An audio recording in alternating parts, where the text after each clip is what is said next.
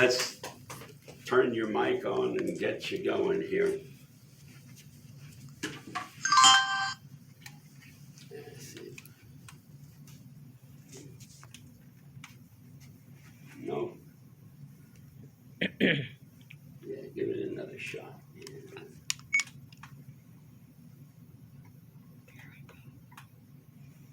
This one is persnickety, huh? Testing. There we go. There you Testing, go. testing. All right. 1, 2, 3. You're on. 1, 2, 3. You got it. All right. Well, when Peg first invited me to talk, she suggested I talk on the topic of love in the later years. Well, I was nowhere near bold enough to tackle that topic.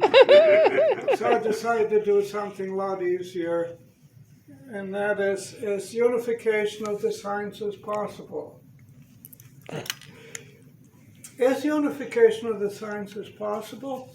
Well, let us visit a great science institute and see what's going on.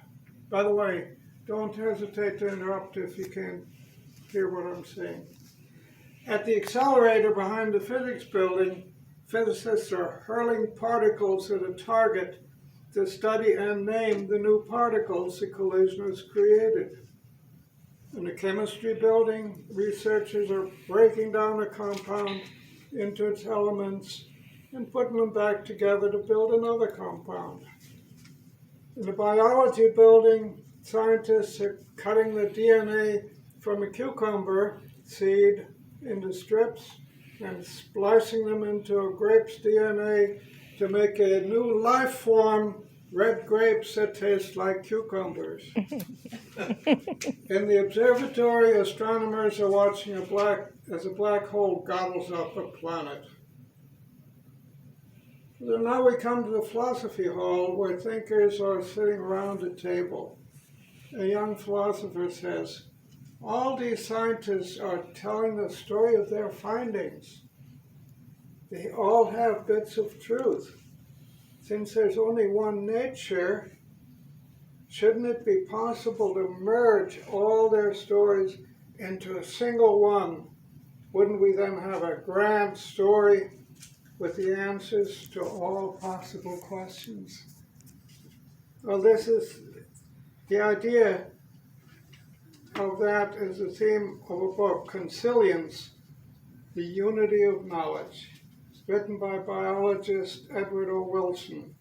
To Wilson, consilience is a jumping together of knowledge by the linking of facts and theory across disciplines to create a common groundwork of explanation. Wilson relates how he was captured by the dream of unified knowledge. As an adolescent, he went out into the Alabama countryside and studied frogs, ants, and snakes. He learned a system of biological classification of the Swedish natural scientist Linnaeus. You specify a plant or animal by its genus and species. For example, a frog, Rana pipiens, or the human, Homo sapiens. Then the genera are grouped into families, the families are grouped into orders, and so on, up to the phyla, and at the summit, the kingdoms, plants, animals, fungi, protists, monerans, and archaea. At the University of Alabama, Wilson gained a new insight when he learned about Gregor Mendel's genetics and Charles Darwin's evolution, and the new synthesis that united those. By giving a theoretical structure to natural history, these advances vastly expanded the enterprise laid down by Linnaeus. If you don't mind, I'm going to take my sweater off. It's getting warm. Uh-oh. Oh, I can't do that. Never mind. Okay. Yes, you can. I can help you with the mic if you Hold need on. it. Here. Ladies, please avert your head. Not only your eyes, your head. Yeah, Allison. He's a married man, Allison. So what? Watch Allison now.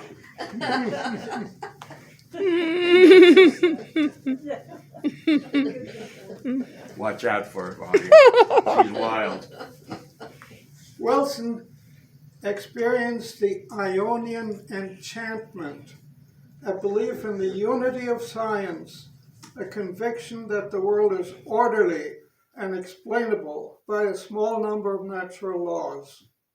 The term Ionian enchantment refers to the philosopher Thales of Miletus, a region in Ionia, who lived in the 6th century BCE.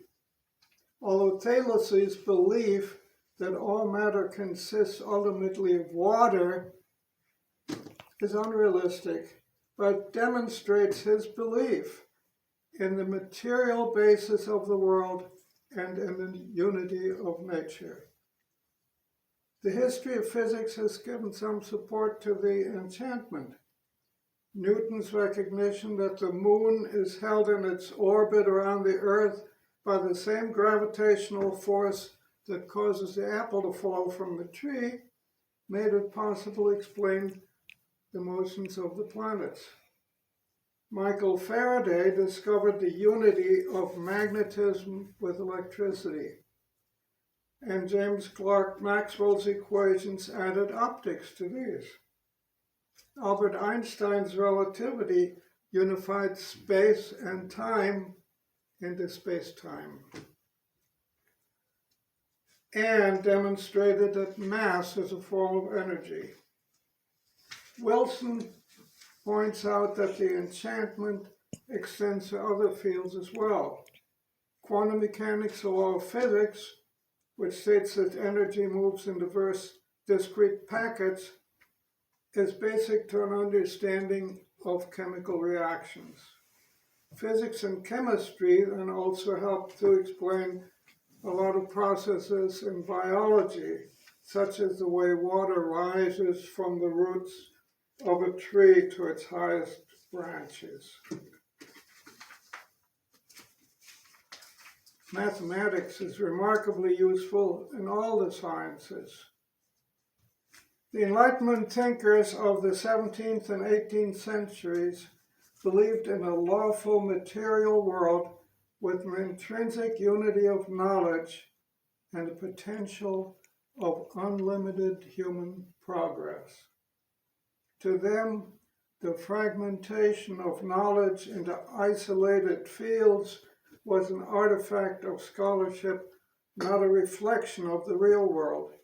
The Enlightenment's vision of secular knowledge in the service of human rights and progress was, to Wilson, the West's greatest contribution to civilization. Wilson points out that the Enlightenment's vision has failed. In the chaotic aftermath of the wars and revolutions of the 19th and 20th centuries, its ideas of inevitable progress could no longer dominate. The Marquis de Condorcet, a mathematician, social scientist, and author of a blueprint for the Enlightenment to come, saw social progress as inevitable. In Condorcet's view, culture is governed by laws as exact as the laws of physics, laws that can be adduced from a study of history. In an ironic twist of events, Condorcet died as a fugitive of the reign of terror that overtook the French Revolution, a cause he had served faithfully. Francis Bacon was a master purveyor of the scientific method. He took all knowledge to be his province.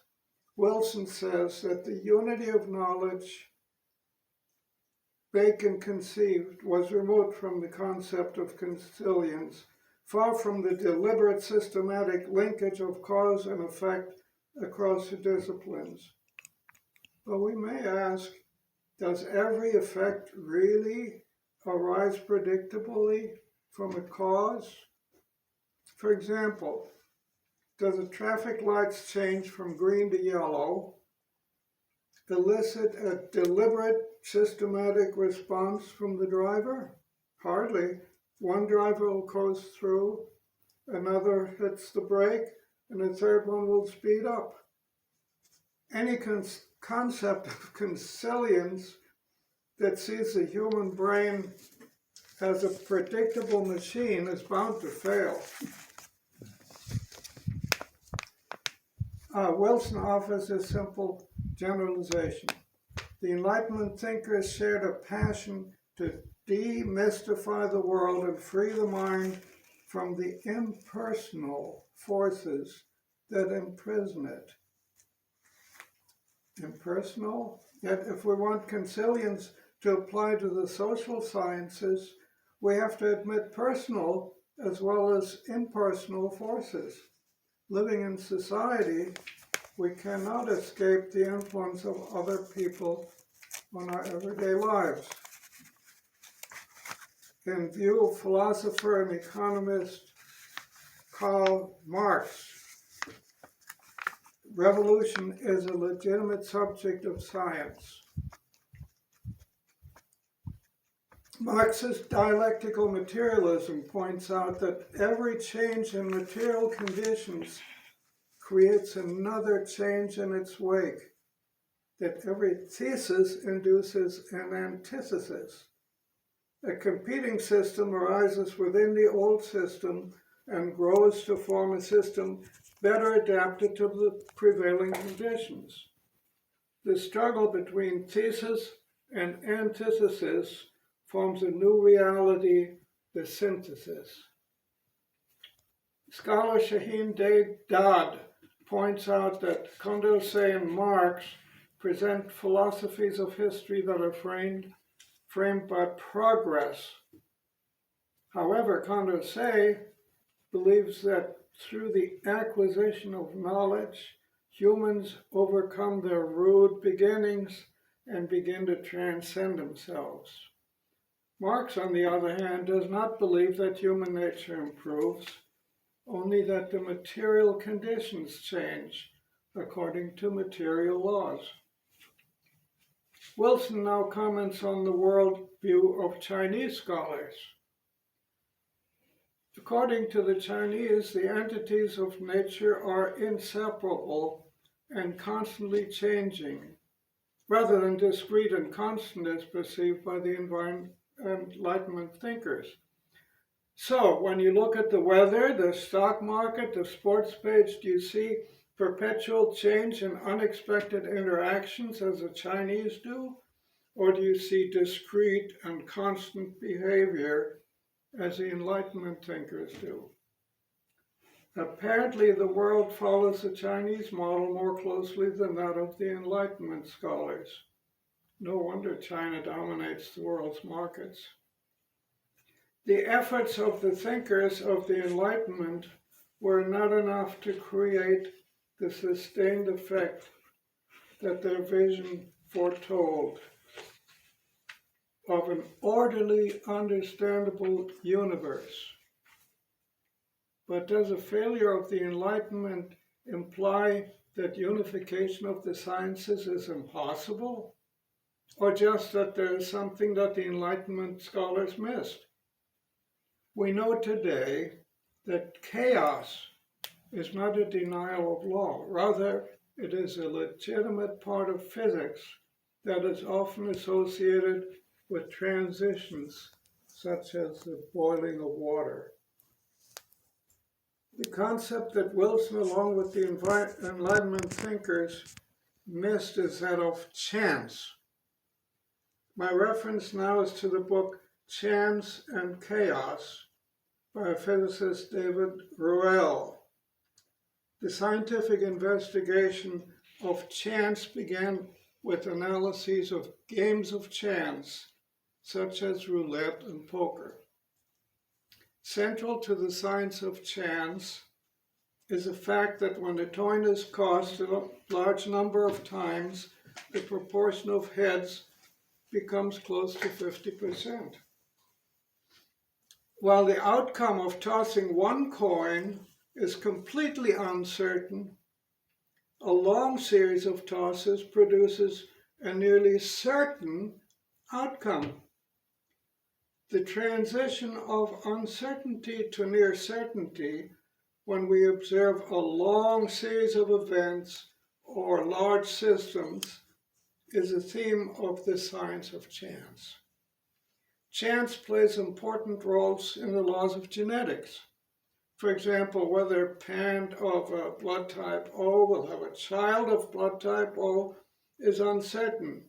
Only the probability of that is known.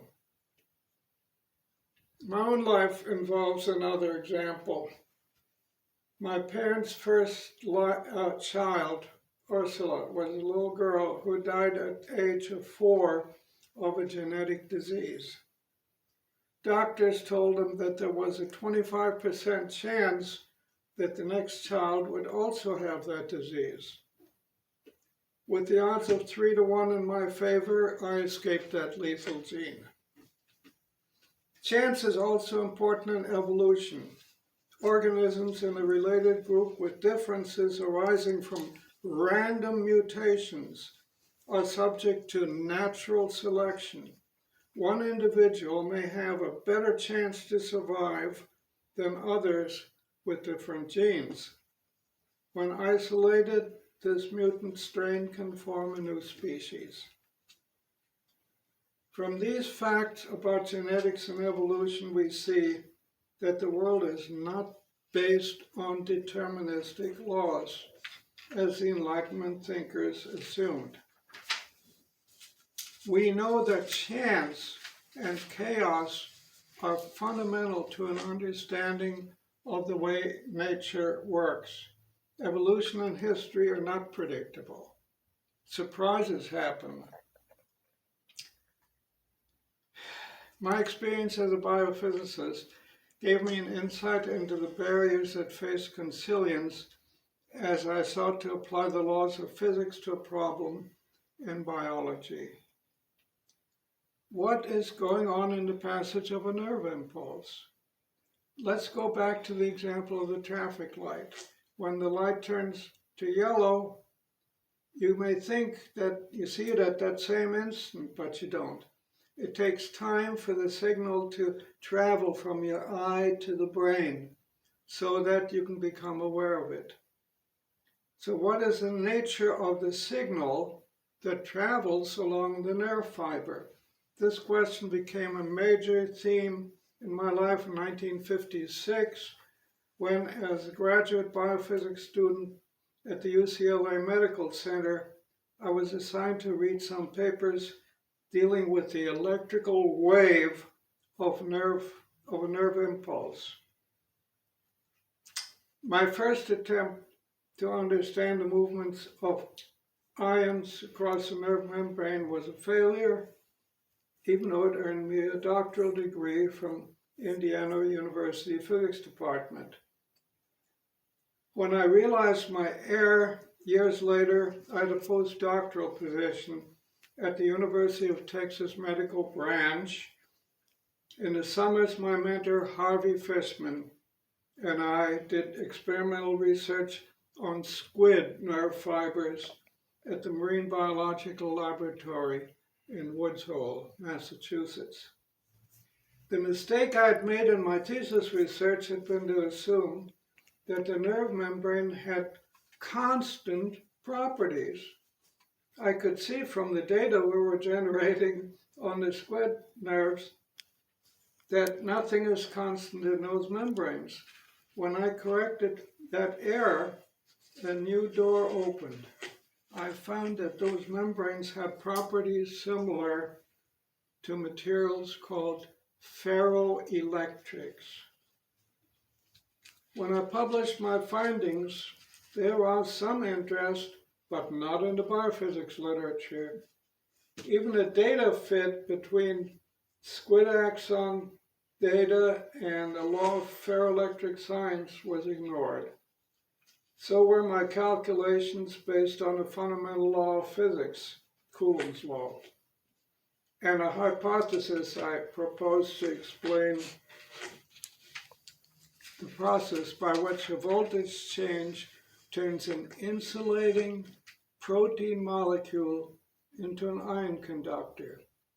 I summarized my research in my 2008 book, Voltage Sensitive Ion Channels, Biophysics of Molecular Excitability. The reason for these rejections appears to be that my discoveries are in conflict with a model that was and is well established. The large protein molecule through which ions pass during a nerve impulse is said to possess a pore filled with water and fitted with a gate that is moved by electrical forces to open and close. As a physicist, I know that this model based on everyday devices is not applicable to a molecule.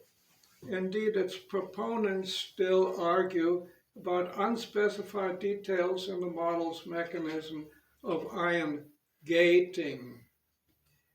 My experience in trying to bring physics and biology together for these molecules has given me an insight into the difficulties facing our understanding of consilience.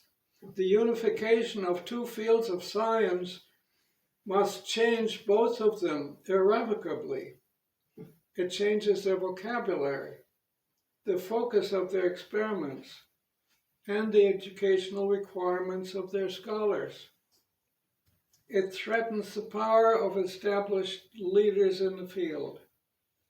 The history of science shows that newcomers who don't toe the line are often unwelcome in the field. In spite of these barriers to progress, change always happens. Fritz, yes? Did you find that those fibers have a higher content of iron or ferrous than other nerves? Are they specialized in that they have more iron in them that it uses as a conductor? It's not the ions, because the No, iron. Oh, iron. Oh, no. Iron has nothing to do with it. When I say ferroelectricity, it sounds like ferromagnetism, but it's not. It's okay. There's it's just the way the things are named. Okay. Whereas ferromagnets have a north pole and a south pole. Ferroelectrics have a positive polarization, positive side and a negative side. But they don't have anything to do with iron molecules. No, okay. No, nothing to do with iron. Sorry. Good question, though, because it invariably comes up.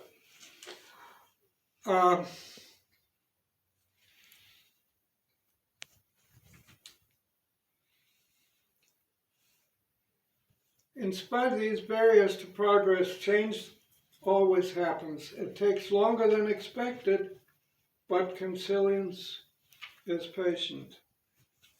Consilience is real, but is it the jumping together of knowledge by the linking of facts and theory across the disciplines that I mentioned earlier? Well, ideas do jump together in a prepared mind.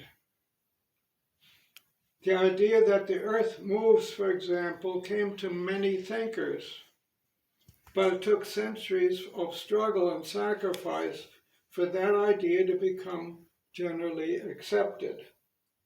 So in society, knowledge does not jump together. Consilience requires work and struggle. A new discovery is often rejected or ignored rather than promptly embraced. So where does consilience stand? Is the unification of the sciences possible? Just as Thales' belief that all matter is fundamentally water is unrealistic, so the belief of the Enlightenment thinkers that the world is orderly and every effect has a predictable cause is likewise unrealistic. A unification of the sciences with Enlightenment features, predictability, and the expectation of total knowledge is not possible, in my opinion. Nevertheless, sciences are unifying. Here and there, they're coming together, sometimes leading to breathtaking new vistas. Going back to the philosophy hall of the Science Institute, we might hear an older philosopher saying, is the quest for consilience like a puzzle that has an answer?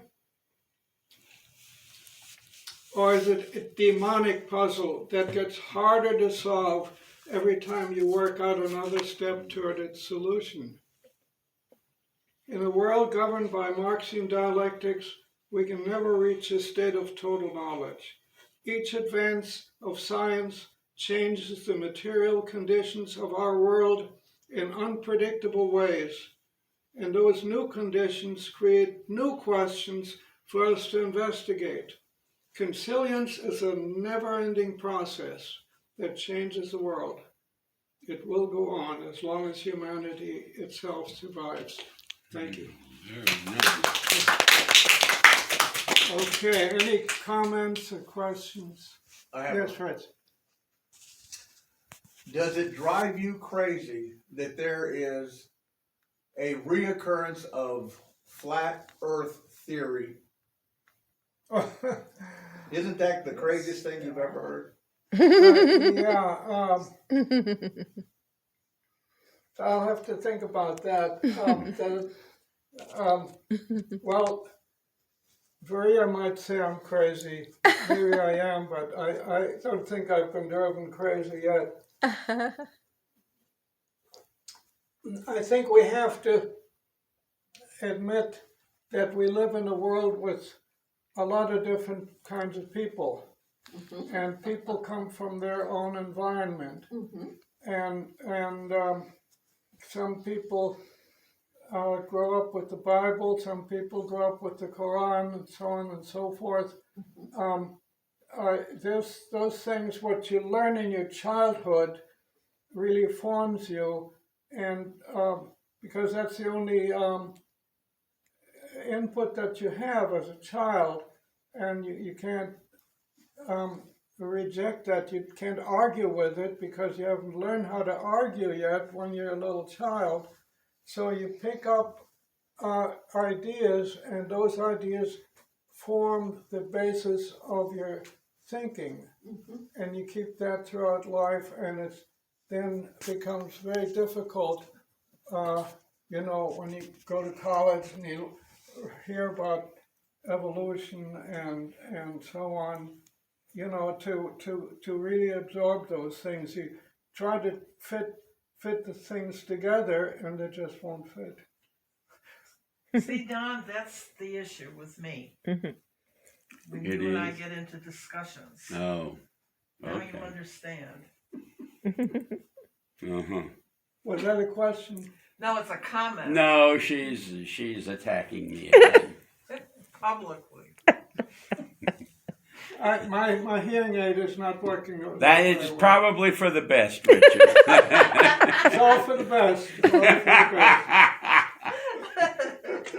Thank you. Okay. Thank you very much. Oh, thank you. That was very good, Richard. Bravo. Bravo, bravo. Turned off here. Okay, I'm gonna turn that off.